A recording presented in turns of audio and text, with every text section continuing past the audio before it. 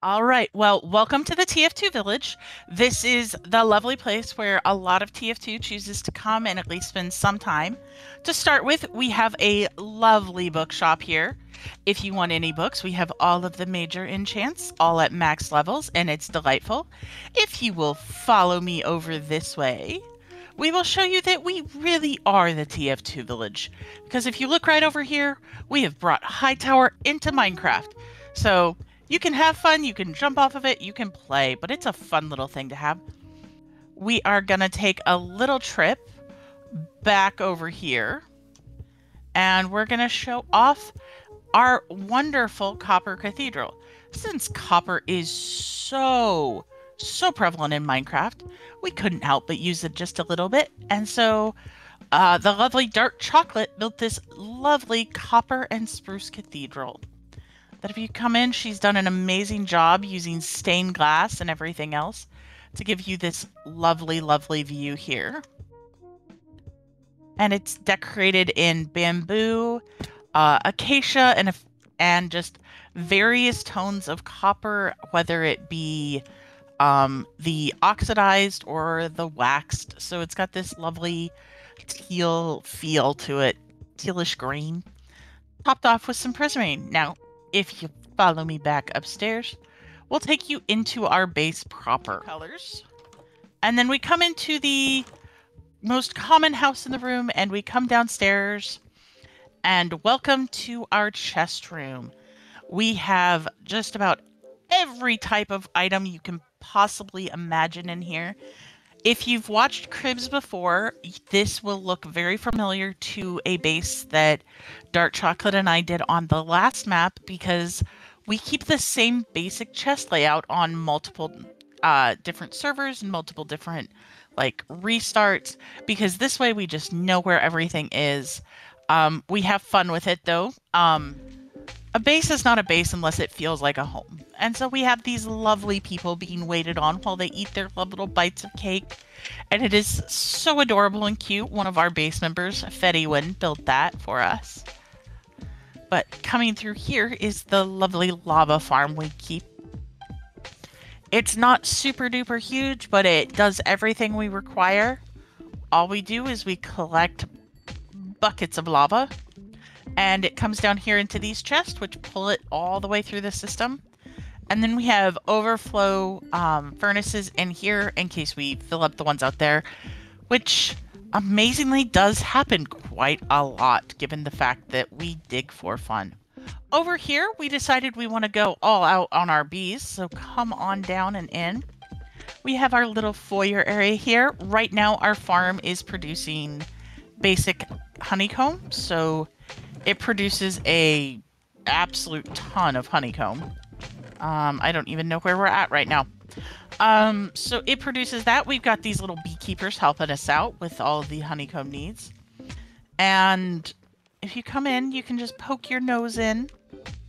There are lots of little bees being all productive and adorable and cute with their big eyes. And if you come over here, we have a lovely little mini bee breeder.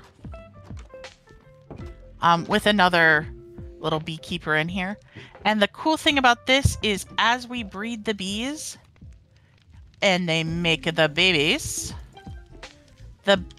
can actually come out through those slats, but the adult bees stay inside. So it's an easy way for us to always maintain a breeding population back in the back corner, while at the same time filling these lovely hives up with new bees. And down here you have our villagers that we breed. This is how we, oops, and that's how we fall off the ledge. This is where we breed them. Now, we like to help our villagers. We want to make sure that they are well taken care of. So we actually have a vaccination program that we go through. So each of the villagers is taken to meet our vaccinator, Steve. This is actually Steve 2.0. Steve 1 had a little bit of an accident involving thorns, so we respectfully give Steve his space now so that we don't have any more incidents. And so here you have our villagers. We have a wide variety of them. so that we are able to trade with them the best we can.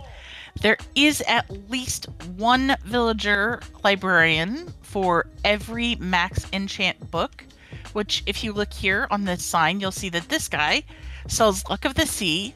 The person who gave him that lovely apple and drink after he met Steve the Vaccinator can buy that book for 1 emerald, while the rest get it for 13. And so that's continued all along these signs, so it's really easy for us to know what we should be paying for books and things like that.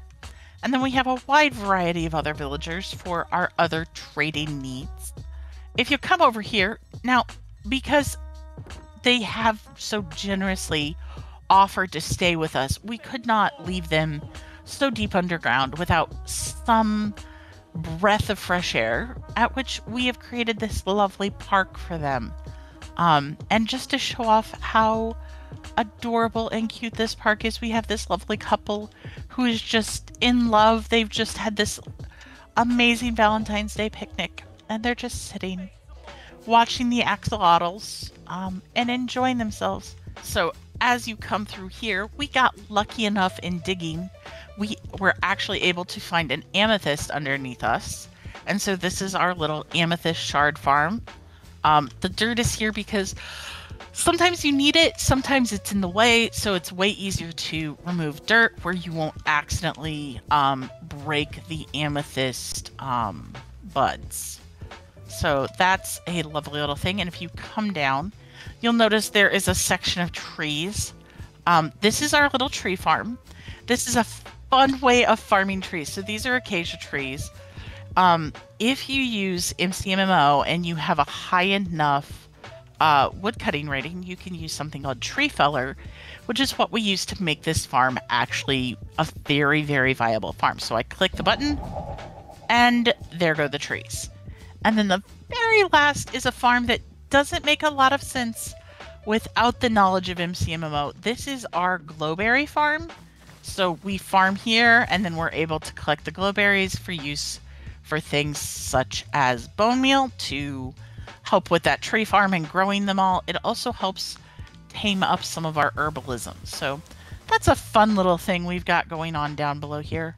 But that is the majority of our base. I know a lot of it's underground and hidden, so from the top it doesn't look like too much. But I hope you've enjoyed that tour, and I will just show you the way back out, which is just coming back over here and going up the downsides. It's really simple to do. But hopefully that gives you just a little tour of what's going on in our base and what's behind the scenes of a TF2 shop.